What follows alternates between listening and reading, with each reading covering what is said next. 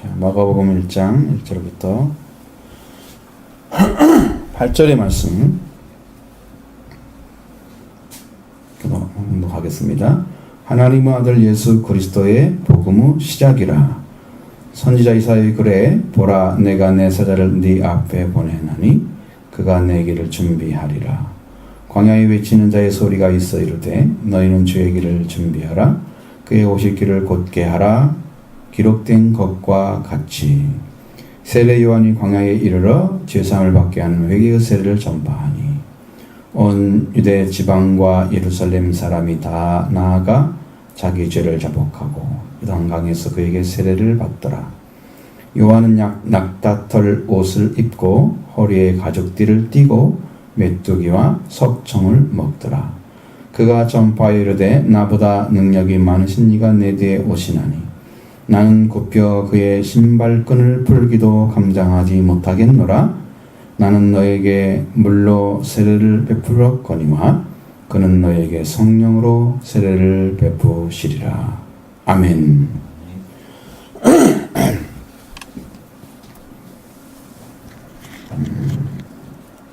지금도 아멘을 잘 아는 사람이 지금도 있어. 기도를 해도 아멘 소리가 안 들려가지고 기도가 끝났는지 안 끝났는지 모르겠어. 이건 훈련도 되는 거예요. 아멘을 하려면 해야 되는데 하지를 못한다고 말이야. 입이 있어도 말을 못하는. 그러면 안 되지. 멍멍이가 애견이잖아 지금은. 옛날에는 집을 지키는 도구였어요. 걔가.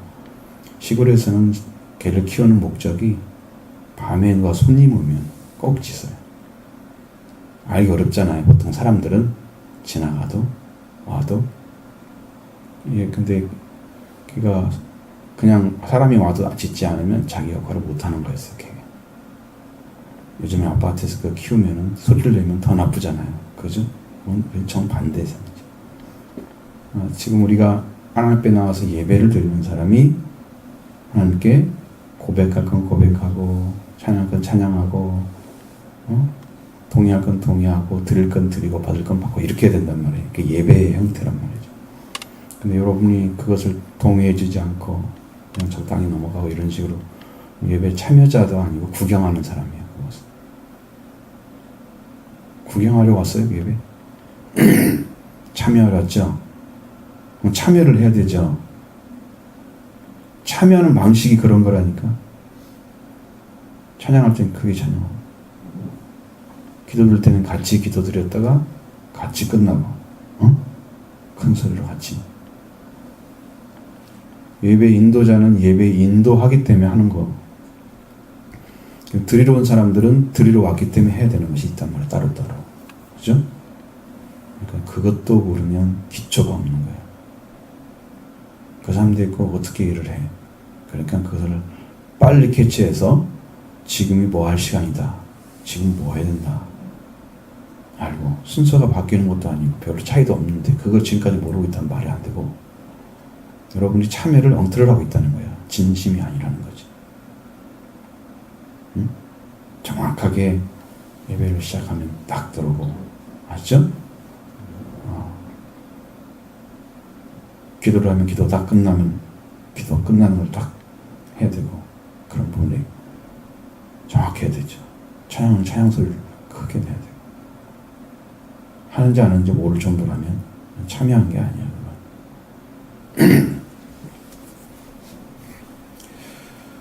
자, 우리가 생각해야 될 말씀은 뭐냐면 복음이라는 거죠.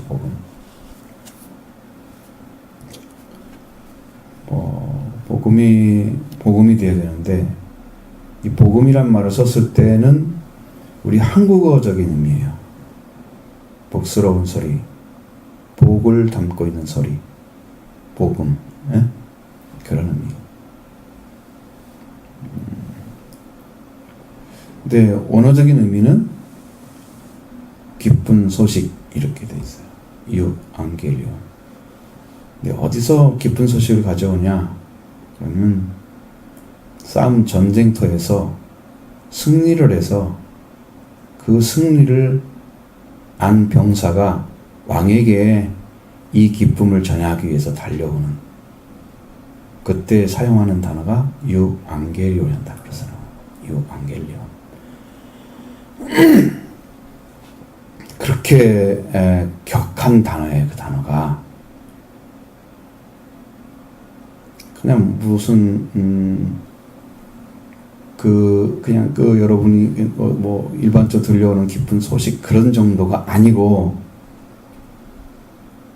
이게 기쁜 소식은 아주 깊은 단계에서 있는 기쁜 소식이 있다는 거죠.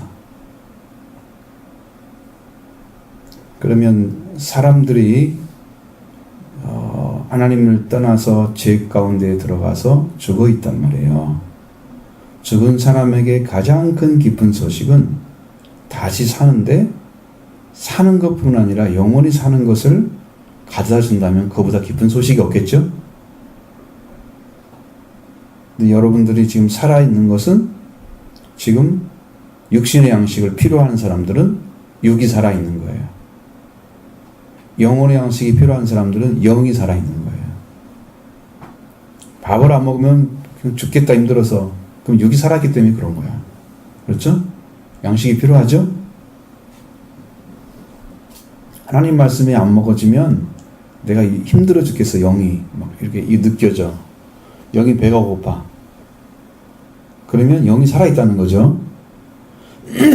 내 영이 살아있음으로 인해서 내가 죽지 않는 생명을 얻은 자가 되었는데, 이 생명을 주러 오신 분이 누구냐? 예수 그리스도입니다. 그것이 하나님이 보내신 분이세요. 그분이.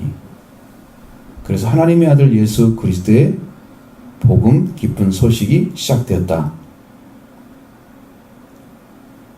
우리 예수 그리스도가 여러분의 복된 복음만 되는 게, 복음이란 말로 끝나는 게 아니고 여러분이 영혼의 기쁜 소식이고, 이것이 얼마나 크게 기쁜 소식이냐 그러면, 여러분이 영혼이 멸망받아야 할 영혼이 살아서 다시는 죽지 않는 생명을 얻었을 뿐 아니라 영생하는, 영원히 죽지 않는 생명을 얻은 거예요. 그렇게 큰 기쁜 소식이야. 이대로 살아가면 우리는 그냥 지옥으로 쭉 가는 거야. 말씀 없이 가기 때문에, 하나님 없이 가기 때문에. 예수가 구주인데 그걸 모르고 간 사람들은 다 지옥에 있어. 교회 다녀도 예수님이 구주인 걸 모르는 사람들은 다 지옥에 가 있어. 지금 목사 장로 필요 없어. 이 땅에 아무리 높은 위치에 있어도 다 지옥에 가 있어. 석가모님도 거기 가 있어야 돼. 예수를 모르면. 하나님이 보낸 기쁜 소식으로 인해서 영이 살아나서 그 영혼이 살 수 있는 생명을 얻은 자만 하나님 나라에 들어가 있어요. 나머지는 다 지옥에 가 있는 거예요. 여러분, 천국과 지옥의 차이라니까? 기쁜 소식이 여러분 영혼에게. 여러분 이 땅 육신의 삶에 중요하잖아요? 근데 그것은 80년, 90년 조금 지나가면 이제 죽는단 말이에요. 여러분처럼 나도 20대 있을 때 내가 47살이 되면 뭐가 돼 있어야지 그렇게 생각한 적이 있었어요. 24살 때. 언제 47살 먹지? 막 이렇게 고민을 했다니까.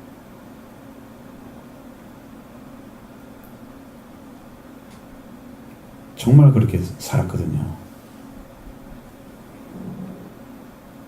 하나님이 하신 일은 여기서 내가 이렇게 되면 이런 목사가 돼 있었겠구나. 어떤 일을 하고 있었겠구나. 이런 생각을 했었거든요. 근데 세월이 금방 흘러갔어요. 하나님 훈련하는 기간들 너무 길었고, 지금도 약간의 훈련을 지금 하고 있는 거예요. 인생이 짧아요. 여러분 지금 그걸 모르고 살기 때문에 지금 인생 계획을 잘 세워서 내가 하나님 위해서 무엇을 해 살고 살아야 될지 앞으로 그 참 진리를 깨닫고 그 말씀에 살아가는 사람이 희망 있는 사람들이에요. 행복한 사람들이에요.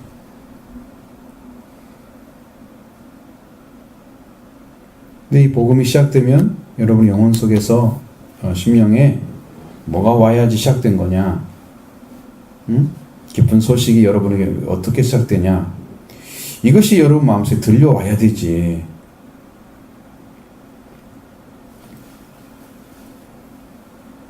자, 1절 읽어봐요. 시작. 하나님의 아들 예수 그리스도의 복음의 시작이라. 자, 하나님의 아들 예수 그리스도 복음이 시작된 거예요. 그러면 이 땅에 지금 예수님이 오신 거죠. 예수님 오시기 전에 누가 왔을까요? 성경을 읽어보니까 다른 내용들은 픽업시켜놓지 않았죠. 푹 잡아 올리지 않았죠. 이렇게 끌어올리지 않았어요. 세례 요한만 끌어올렸잖아. 그러니까 예수님 오시기 전에 누가 왔다는 거야? 광야에 외치는 자의 소리가 왔다는 거지. 4절에 누가 와 있어요? 세례 요한이 왔죠. 다른 사람 안 나왔죠. 하나도. 이유가 뭐냐면 세례 요한만이 하나님께서 약속한 말씀을 이루러 온 신분이에요. 그것도 예수님 오시기 전에 하나님께서 예비한 길을 열기 위해서 하나님이 이미 준비해 놓은 사람이에요. 그러니까 요한만 필요해요. 예수님 앞에는. 다른 사람 필요 없습니다. 이미 구약에 다 있고 그건 다 말씀한 거예요. 예수님은 말씀이기 때문에 말씀을 이루러 오신 거예요. 그러니까 그것이 상관없어. 근데 세례 요한은 예수님 직전에 나와가지고 대체로 6개월 전부터 일을 했다고 그래요. 예수님이 공생이 시작하기 전에. 공생이라는 것은 사생에는 개인적인 삶을 살았기 사생이고, 공생에는 모든 사람들이 살아가는 삶이 공생이라는 단어를 사용하는데, 그 공생의 기간이 되기 6개월 전에 세례 요한이 나타나서 예수님을 소개한 거죠. 그 복음이 지금 여기 2절부터 3절, 4절까지 쭉 나오는 거예요. 그 이야기.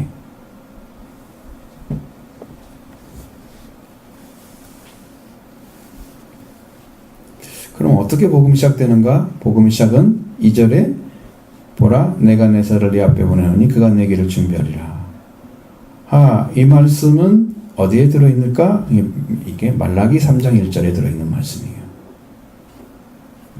그게 내 세자를 내가 네 앞에 보내겠다 했는데 거기에는 엘리야를 가리키고 있거든요. 그럼 엘리야가 살았던 그 시대와 요한 살았던 시대는 너무 다른 시간인데 거기는 엘리야와 같은 사람을 다시 보내겠다고 약속하신 분이 세례 요한이었다는 것을 예수님이 증언해 놨죠. 그래서 이 말씀이 무엇을 위해서 이제 세웠느냐 그러면 세례 요한을 보내서 백성들의 마음을 돌이키기 위해서 보내주신 분이 세례 요한인데 그분이 엘리야와 같은 역할을 한다는 거죠. 분명해야 돼요. 이건 영으로 들어야 되는 거야. 머리로 살짝 들어가고 잊어버리면 안 돼요.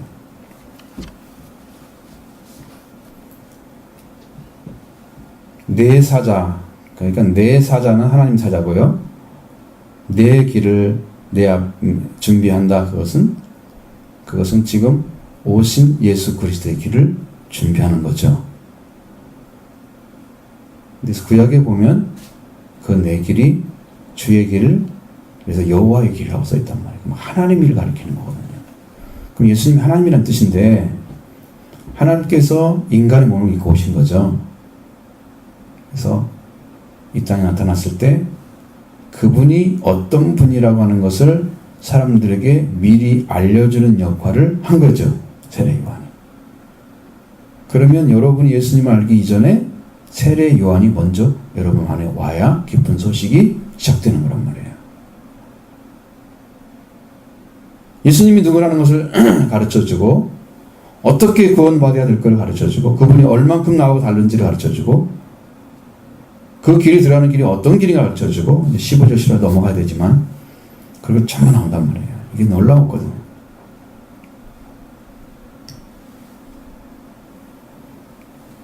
자, 3절에는 광야에 외치는 자의 소리가 있어 너희는 주의 길을 준비하라 그의 오실 길을 곧게 하라 라고 말씀하고 있습니다. 이게 이제 말라기에서 나오는 말씀과 더불어서 이사야 40장에 나오는 말씀이 있어요. 40장 3절에. 그러면 이 말씀은 누구를 예언한 거냐? 그러면 성경에 전부 사복음서 전체가 나타나는 것이 세례 요한을 가리키고 있습니다. 말씀에 기록된 분이 온 거죠. 말씀이 기록된 분이 왔다는 의미가 뭐냐면 무엇 때문에 그게 강조되냐 그러면 하나님께서 보낸다고 한 분이 왔으면 그 보낸다고 하신 분을 바르게 영접을 해야 구원이 오는 거예요. 적당히 믿어서는 안 되고 잊어버려서도 안 되는 거예요. 꼭 붙잡고 있어야 되는 거예요. 그래야 구원이 오는 거예요. 진짜 보낸다고 하나님 약속한 사람이 실제로 왔어요. 실제로 성경의 구약에. 이사야가 얼마나 오래된 사람인데 이스라엘 민족이 망하기 200년 가까이 전에 예언했던 사람이야. 유대 민족이. 유대 나라 따로 떨어졌잖아. 나중에 이제 르호보암하고 여로보암 나눠서 르호보암이 남유다를, 여로보암이 북이스라엘을 이렇게 다스리게 돼. 나중에 솔로몬 이후에 두 나라가 됐잖아요. 그 유다 나라가 더 늦게 멸망을 당했잖아. 그 나라가 586년에 멸망되기 200년 전에 예언했던 사람이야. 그럼 그 사람이, 그렇게 예언한 사람이 이스라엘 민족이 망한다는 걸 예언했는데 세례 요한이 온다는 걸 어떻게 증언해요? 자기가 하나님 주시지 않으면 절대로 못하죠. 하나님은 일절 똑같은 메시지를 가지고 계속 전해주고 했어요. 하나님께서 보낼 자를 보내서 구원을 시킨다. 그것이 이사야 40장 3절에 보낸 거예요. 약속한 말씀대로. 그 광야에 외치는 자의 소리가 나타났어요. 여호와의 길을, 주의 길을 준비하라 그랬습니다. 여기 그의 오실 길을 곱게 하라 이 말씀은 원래 원어로 보면 그가 오실 길을 즉시 준비하라. 즉시. 지금 듣는 순간에 다 준비를 하라는 얘기입니다. 예수님이 지금 가까이 와 있다는 거죠. 자, 그렇게 하신 것과 같이 전한 복음이 뭐냐면 4절. 같이 읽어봐요. 시작. 세례 요한이 광야에 이르러 제사함을 받게 하는 회개의 세례를 전파하니. 자, 이거 뭔가를 잘 알아야 돼. 연결을 시켜주지 못하면 내용이 뭔가를 몰라. 자, 3절에 그의 오실 길을 준비해 곧게 하라. 오실 길을 즉시 만들라. 나는 말씀과 같이 기록된 것 같이 그 기록된 말씀이 곧 뭐다 이거예요? 4절의 말씀이란 뜻이죠. 이 말을 연결시켜야지 말씀이 이해가 되는 거란 말이에요. 아, 그러면 이것이구나. 알 수 있죠? 4절에 뭐라고 하라고 그랬어요? 요한이 죄사함을 받게 하는 회개의 세례가 바로 이렇게 길을 준비하는 방식이었다는 거죠.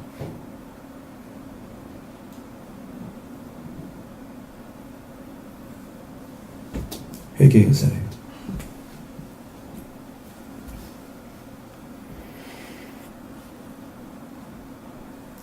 회개는 여러분의 마음이 확실히 돌아왔을 때 이루어지는 거예요.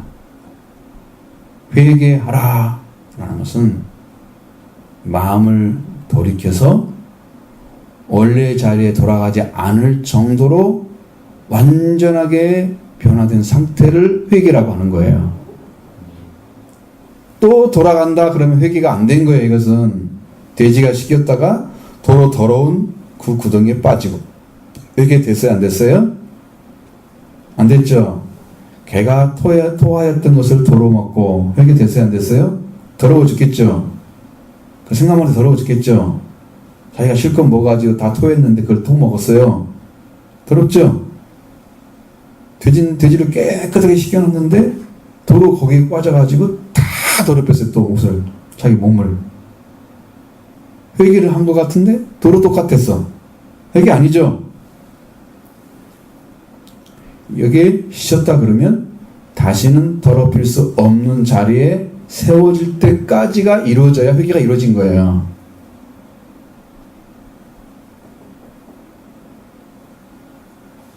자, 그러면 예수님, 이 세례 요한은 무엇을 받게 하는 회개를 전파했을까요? 회개 세례를? 죄사함이죠. 자, 죄사함은 유대인들에게는 하나님 외에는 죄를 사할 수 있는 분이 없다고 믿었어요. 구약에는 여호와께서 그의 죄를 사하시며 그렇게 나왔어요. 하나님 외에는 죄를 사할 분이 없었어요. 그러면 여기 이 말씀처럼 죄사함을 주실 수 있는 분은 오직 하나님 한 분밖에 없다. 그러면 죄사함의 회개를 세례를 전파한다. 죄사함을 받게 하는 회개의 세례를 전파한다. 그럼 죄사함을 주시는 분이 누굴까? 바로 앞에서 여호와기를 준비하라는 것처럼 하나님이신 거죠. 죄사함을 주시는 분은 하나님이시다. 그러면 예수님이 하나님이신 거죠. 사람인 동시에 하나님이신 분이 예수입니다. 그래서 인성과 신성을 가지셨다. 사람의 성격, 성품, 하나님의 성품을 다 가지신 분이다. 그래서 인성과 신성이라고 그렇게 하는 거예요. 그러니까 이제 이건 신학적인 용어들이 조금 쓰는 거죠. 근데 너무 쉬운 말이잖아. 그러니까 다 알 수 있는 정도는 되죠. 그 예수님이 죄사함을 주러 오신 거예요. 그 오신 예수님을 지금 전해주고 있는 사람이 세례 요한인 거죠. 근데 예수님이 지금 가까이 와 있단 말이에요. 그러니까 어떻게 해야 돼? 예수님을 영접할 수 있는 즉시 만들어져야겠죠. 예수님 오실 수 있는 길에. 그게 회개하는 방식이에요. 마음을 돌이켜서 그분에게 딱 가가지고 그 예수 그리스도가 죄를 사해주는 그 권세를 사용하셔서, 그 권세가 엑수시아인데 그 권세를 사용하셔서 우리를 깨끗하게 해주시는 그분이 바로 내 뒤에 오신다 라고 정하는 거죠. 그분이 여러분의 심령 가운데 세례 요한의 얘기가 들려오면 지금 하나님께서 보내신 아들, 하나님의 아들 예수의 복음이 시작된 거죠. 이제 알기 시작한 거야. 이게 그렇게 가는 거구나. 그렇게 가는 거구나. 이제 그걸 알게 된 거예요. 그리고 나서 그분한테 가려니까 내가 마음을 돌이켜서 다시는 죄 가운데 들어가지 않을 마음을 찾아가지고 하나님께 가야 되겠구나. 다시는 돌이켜서 또 죄 가운데 들어가고 또 씻겼다가 다시 들어가고 이러는 걸 안 하고 나는 한 번 씻으면 다시는 씻지 않을 정도로 완전하게 그 말씀 하나 돼서 이 깨끗함을 지켜가는 그 신실한 믿음 가운데 들어가야 되겠구나. 이제 그걸 찾아내는 거예요. 자, 그 세례를 전파하니까 어떤 일이 벌어졌어요? 5절 같이 시작. 온 유대 지방과 예루살렘 사람이 다 나아가 자기 죄를 자복하고 요단강에서 그에게 세례를 받더라. 자, 세례 요한이 죄사함을 얻게 하는 회개의 세례를 전파했어요. 그러니까 내 지방 예루살렘 사람이 그에게 나갔어요. 다 나아가 자기 죄를 자복하고, 우리는 자복한단 말 많이 안 쓰는 거죠. 고백하고 컴패션을 사용합니다. 그러니까 여러분이 이제 내가 정말 죄인인 것을 마음에서부터 알고 말로 표현하는 게 고백하는 거야.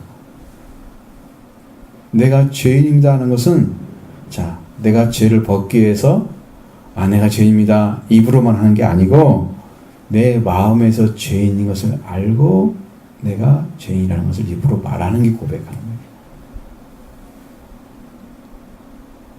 사람의 말은 믿을 수가 없는 게, 죄를 고백했는데 자기 자신은 인정하지 않고 있는 사람도 많다 그 말이야. 그렇죠?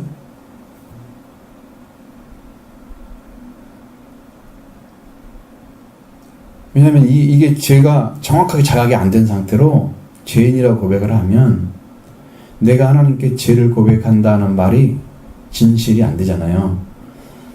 죄인인 걸 정말 깊이 알았어. 내가 하나님과 관계 맺을 수 없는, 하나님 나라에 들어갈 수가 없는, 거룩한 분과 관계 맺을 수 없는 죄 가운데 있는, 사망 가운데 지금 죽어져 있는, 멸망받아야 할 마땅한 사람인 걸 깨달아졌어.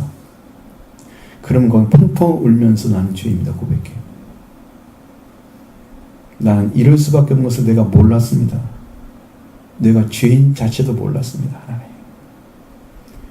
모르는 것 자체도 죄인데 알고 보니까 진짜 죄인이었어요. 그렇게 죄를 고백해서 그 고백한 죄가 사실로 하나님이 받아들여져서 이걸 하나님께서 영접해 주시면 죄사함을 얻게 되는 세례를 받게 되는 거죠.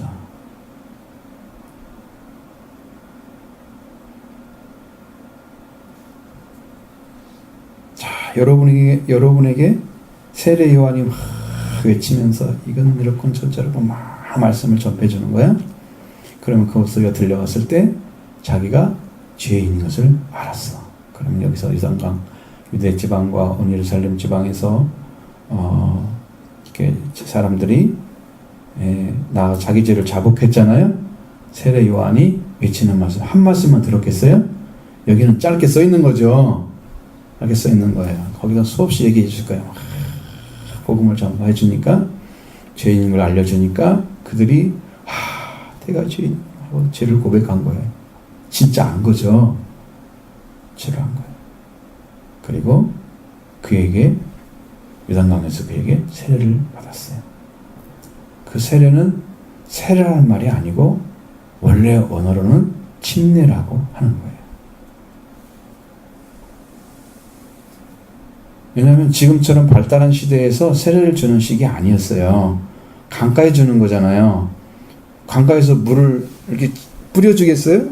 아니면 그냥 들어가겠어요? 강가인데. 그죠? 강물 떠다가 뿌려줘요? 지금 우리처럼 이렇게 한 번, 두 번, 세 번 찍고 이게 안 하죠. 이건 약식 세례죠. 진짜 세례를 받으려면 강물에 들어가서 세례를 받는 거. 딱 세례를 다 받을 때 성부와 성자와 성령의 이름으로 세례를 주노라. 딱 해서 들어가서 쫙 나오면 들어갈 때는 영적으로 보면 이건 죽은 거예요. 자기는 나를 죽었다, 나는 죽었다고 고백하는 거고 딱 올라오면 나는 살았습니다. 이런 뜻이거든요. 그래서 요한에게 그걸 받는 거예요. 지금 한 사람 한 사람이 다 들어갈 때는 죽고 나오면 살고 이걸 알려주는 거예요. 지금 자, 이 물세례는 죄사함을 얻게 하는 거잖아요. 죄사함을 주는 세례가 아니잖아요. 그러니까 이 세례만 가지고는 구원이 안 된다. 여기서 세례를 물세례 받아가지고 구원이 안 된다. 왜? 죄는 그대로 있어. 그렇죠? 죄사함을 얻어야 되겠죠? 죄사함을 얻어야 돼. 죄사함을 주는 것은 죄를 사하는 권세를 가진 분만이 주는 거예요.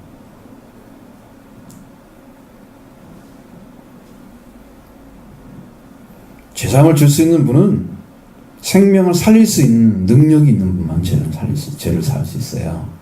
그래서 사람은 죄를 사하느라 못합니다. 죄사함을 주는 권세를 가진 분만 그걸 할 수 있습니다. 그래서 우리도 영으로 오시는 예수 그리스도를 만나서 여러분도 죄사함을 받게 될 줄로 믿습니다. 여러분 다 받아야 됩니다.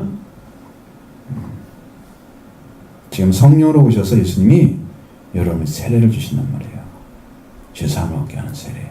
예수 그리스도의 세례를 받아야 됩니다. 그 세례를 받은 사람만 죄사함을 받는 거예요. 이 땅에서.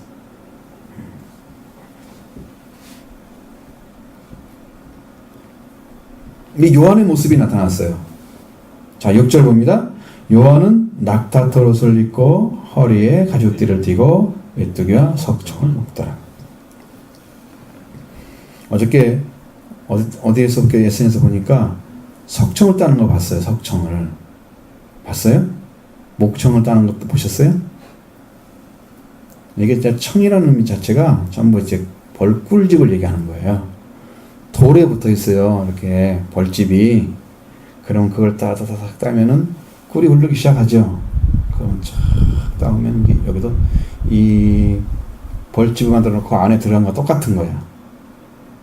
양봉하는 것은 거기에 만드는 틀이 있잖아요. 거기 따는 거지만 여기는 그냥 자기들이 이렇게 만들어 놓은 둥글스럽게 만들어 놓은 거야. 나무에 붙어 있으면 그게 이제 목청이 되는 거예요. 석청은 이제 돌에 붙어 있으면 석청이 되는 거예요. 벌집이. 그럼 다 따보면 그 안에 꿀이 가득 채는 거예요. 메뚜기와 석청을 먹었대. 그리고 옷을 꼭 낙타 옷을 입었대. 낙타가 좀 강한 동물이잖아요. 사막에서 살 수 있는 동물이죠. 여러분, 가죽이라는 것은요, 이렇게 사람을 사형을 시킬 때는 염소 같은 거 딱 죽여가지고 가죽을 딱 입혀놓으면요, 그 가죽이 오므러들면서 사람을 그냥 꽉 죄버려 죽이는 사형 방법도 있었어요. 가죽이 사람이 입기에 굉장히 안 좋은 거예요. 그걸 입으려면 그것이 누글누글해질 때까지는 힘든 거야, 입는 게. 근데 구약에서 낙타털옷을 약대나 낙타나 똑같은 거야. 털옷을 입고 낙타털을 입고 샀던 사람이 딱 한 사람 나오는데 그 사람이 엘리야였어요. 구약에서. 다른 사람 그런 표현이 없는데 오직 엘리야만 낙타털옷을 입었다고 표시가 됐어요. 성경에. 그러니까 요한이 하는 일이 엘리야의 일을 하고 있는 거죠. 엘리야의 일을 하는 이유가 뭘까? 엘리야는 당시 이스라엘 민족이 타락했을 때 바알신과 바세라신 데려다 놓고 여호와를 대신해서 섬기게 하는 최악의 극악한 왕이 아합 왕이었는데, 이스라엘에 그 왕이 하나님과 대결해서 엘리야가 이겼단 말이에요. 아세라신 섬기는 제사장 400명, 바알신 섬기는 제사장 450명. 그래서 850명하고 바알하고 아세라 섬기는 사람과 엘리야가 갈멜산에서 대결을 하는 거죠. 자, 아침 저녁을 될 때까지 바알과 아세라신 섬기는 신을 섬기는 사람들이 기도를 하라 그랬어요. 너네 신이 와서 제단을 쌓는데 이 제단을 갖다 불로 태우는지 한번 보자. 응? 그렇게 해가지고 했는데 안 갔어. 그러니까 엘리야가 조롱을 했어. 니네 신이 혹시 낮잠을 잤는지 모르니까 좀 큰 소리를 해봐라. 아, 니네 신이 니네 말을 못 듣는가 봐. 그러니까 사람들이 막 굉장히 막 이렇게 열심히 한다고 하는 것이 막 몸에 상처를 내고 피를 흘리고 막 이렇게 막 하는 거지. 니네가 했는데 신이 안 했으니까 신이 연락을 안 해줬으니 내가 하겠다. 그리고 도랑을 하게 만들잖아요. 물론 크게 두세 대야 되는 사람이 하면 이걸로 하면은 통해서 엄청난 양의 물을 가져가요. 갖다가 6번이나 붓죠. 이렇게 보면 끄덕 찼어요. 여기다 나무를 넣죠. 나무 이미 준비하고 왔으니까. 그리고 송아지를 잡잖아요. 그리고 기도하잖아요. 엘리야가 여호와여 살아계심을 나타내소서. 그리고 내가 하나님의 말씀을 행하고 있음을 증거해달라고 간절하게 무릎을 꿇었는데 엘리야의 무릎은 어떤지 모르겠어요. 여러분 딱 무릎을 꿇어가지고 여러분의 무릎이 두 다리 사이에 이렇게 딱 박힐 수 있어요?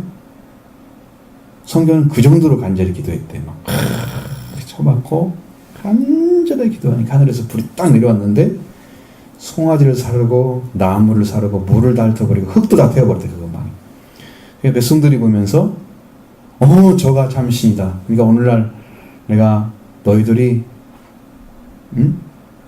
누가 여호와인지 알 것이다 하면서 처음에 시작했는데 마지막에는 그가 여호와로다. 그가 여호와로다. 그러면서 엘리야가 하나님 편에 선 것을 보여주는 이스라엘 민족이 타락을 일로 해서 이제 아합 때 가장 큰 타락을 하고 그 다음부터 이제 점점점 멸망을 가는 거죠. 아합이 극악한 왕으로 나타났는데 그때 하나님께서 엘리야를 통해서 이스라엘 민족 사랑을 보여주는 거죠. 여러분 역사를 쭉 알면요, 그게 막 얼마나 기가 막힌 일인지 몰라. 하나님의 그 사랑이 얼마나 기가 막히냐.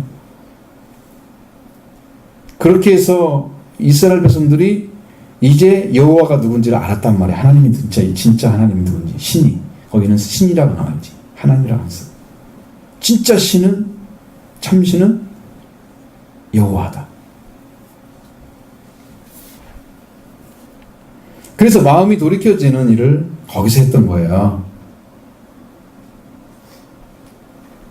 그러한 심령으로 오셔서 이스라엘 백성들 지금 있는 그들을 하나님께 돌이키는 일을 하고 있는 사람이 세례 요한이었단 말이에요.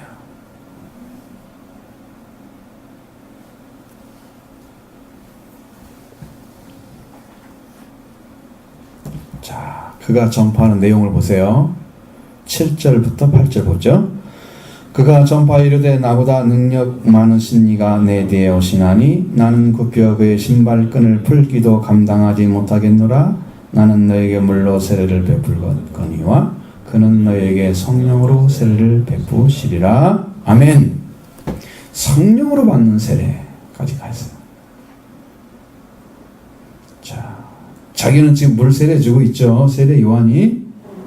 백성들이 와서 자기 죄를 막 고백하죠. 세례를 받으면서.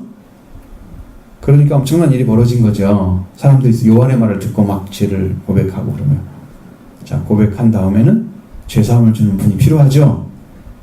죄를 고백했으니까 죄인을 인정한 거잖아요. 그럼 누구한테 가야 돼요? 죄를 용서해 주는 분한테 가야 되죠. 세례 요한은 그를 소개했습니다. 내 뒤에 오시는, 나보다 능력이 많으시니까 내 뒤에 오신다. 나는 그의 신발끈 자체도 풀 수가 없다. 이렇게 말을 했습니다. 종도 될 수가 없다는 거예요. 그 당시에 신발끈을 끌어주는 사람은 저 주인이 딱 들어오면 종들이 와가지고 신발끈을 딱 끌은 다음에 거기다가 대야를 갖다가 따뜻한 물을 딱 받아가지고 발을 씻겨주는 일까지 했어요. 종이 하는 일이에요. 그럼 맨 처음에 하는 일이 신발끈을 끄는 거잖아. 그 예수님의 신발끈을 끌을 정도도 나는 못 된다. 나는 그의 정도 못 된다. 감당할 수가 없는 정도다. 나는 그분의 능력이 얼마나 큰지를 얘기를 하는 거예요. 이렇게. 그럼 예수님의 능력이 뭔 능력일까? 지금까지 전파했던 죄사함을 얻게 하는 세례를 전파했던 세례 요한이 죄사함을 주는 분을 소개한 거예요. 자보다 더 큰 능력은, 회개하는 능력보다 더 큰 능력은 죄사함을 받는 것이 더 큰 능력이에요. 예수님은 죄사함을 주시는 분이시다.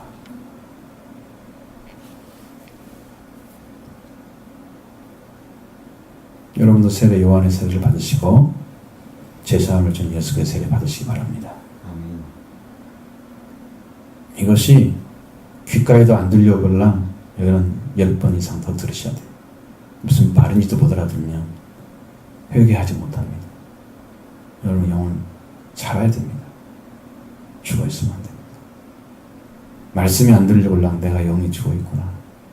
그걸 알고 눈물로 회개하고 진실하게 하나님 자들의 마음을 찾아서 죄사함 받는 이르기를 빨리 찾고 구해야 됩니다.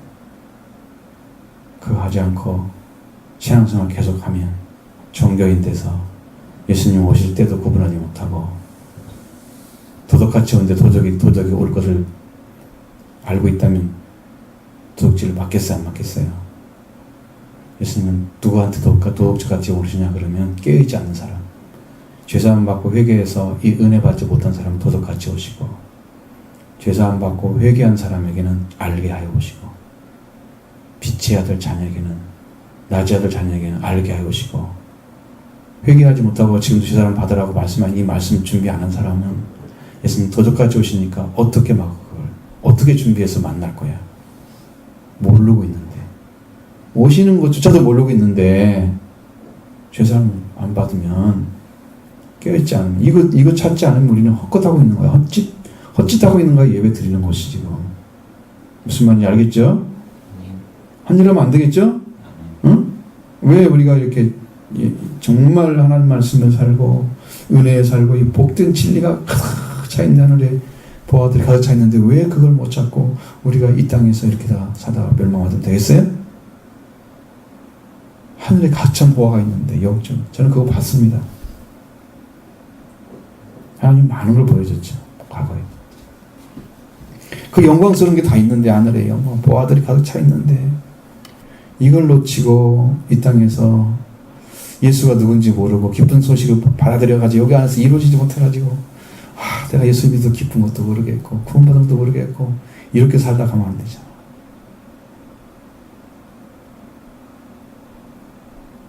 난 지금까지 교회만 다닌 거야.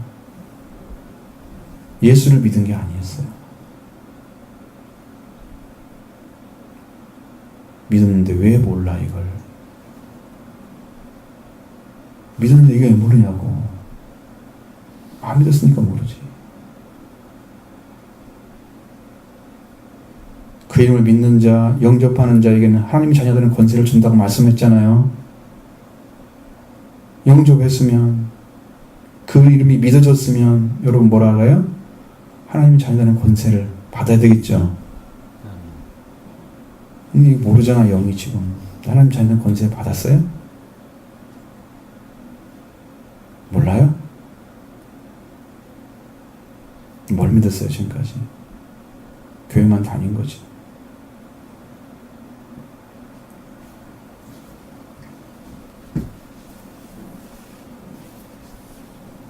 요한은 분명히 얘기했습니다. 죄사함을 얻게 하는 회개 세례를 주시고, 나보다 능력이 많으시면 내 뒤에 오신다. 내 능력은 회개하는 능력이지만 죄사함을 받는 자까지만 가게 하는 회개하는 능력이지 거가의 능력이야. 대단한 거잖아. 죄를 거가 하겠습니까? 그렇죠? 그러면 죄사함을 주시는 분은 내 뒤에 오시는 분이다. 예수님이라는 거죠. 나보다 더 큰 능력을 가지셨다. 그분이.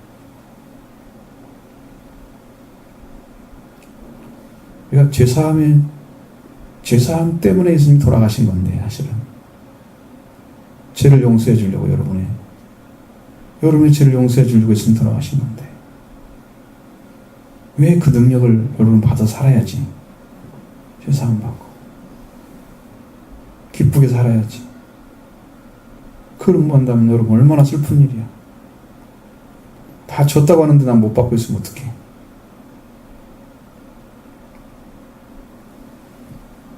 다 받을 줄로 믿습니다. 아멘. 어떻게 받아야 돼요? 이 말씀이 들려와야 돼. 받는 거예요. 들려와야 찾으러 가요. 무슨 말인지 알아야 글로 갈 거 아니야. 말을 못 알아들으면 글로 가겠어, 못 가겠어?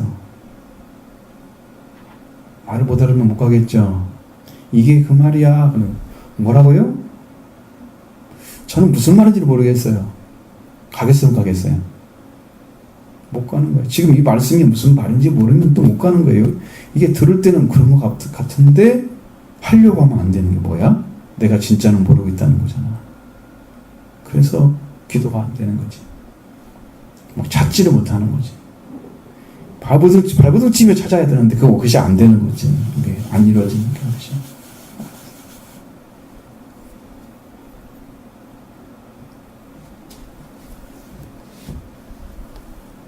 세례 요한은 또다시 얘기하는 게, 나는 물론 너에게 세례를 베풀었다 그랬습니다. 세례 베풀었죠? 물세례죠?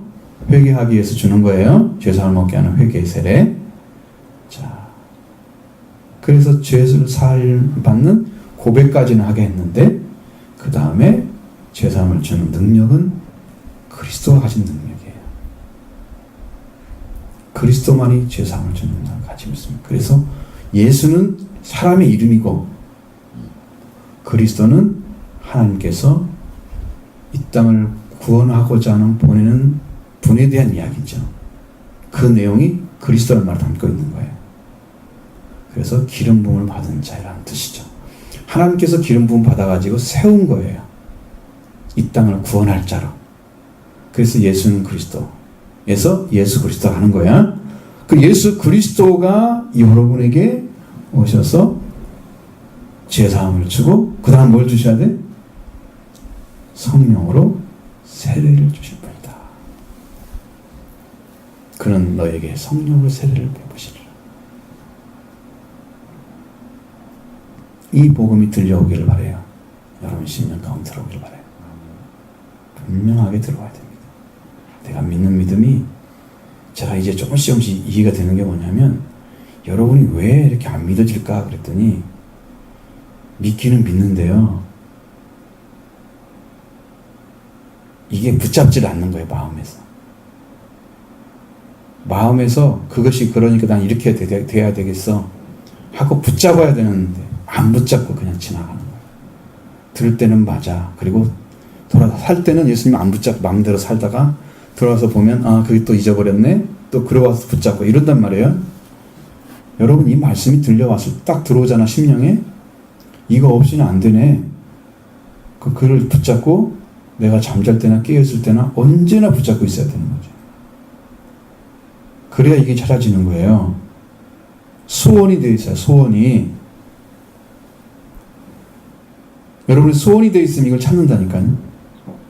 들을 때만 오케이 맞아. 그리고 가서 자기 일할 때는 다 잃어버리고 자기 일만 하고 있어. 안 붙잡고 있는 거야. 다 놓아버리는 거지. 그러니까 믿는데 그 말 들을 때는 맞아 나도 알고 있어 이렇게 생각하다가 또 다른 일 할 때는 또 자기 마음대로 살고 그리고 예수님과 관계가 맺어질 수가 없는 상황으로 내가 이렇게 그런 형태의 신앙을 만들어 놓고 있는 거야. 응? 삶을 그냥 어느 순간까지 끝까지 그냥 붙잡고 딱 가는 것이 아니란 말이에요. 여러분이 우리가 꿈에서 소원은 통이라는 그런 찬양 노래도 있잖아요. 여러분 영적인 소원이 있기를 원해요. 꿈에도